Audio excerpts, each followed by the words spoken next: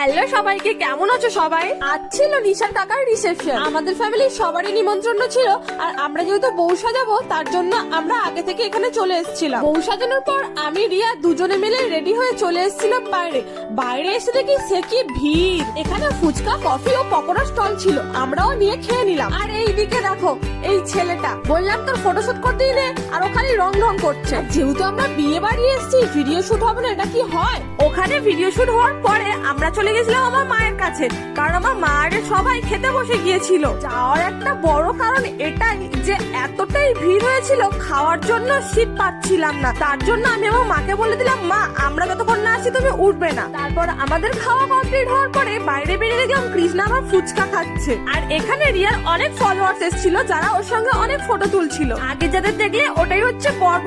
কেমন সাজানো হয়েছে একটু বলো। তারপর আমরা টোটো উঠে চলে গেছিলাম বাড়ি। আর এই দেখো আমার মা গেট খুলে দিয়েছে।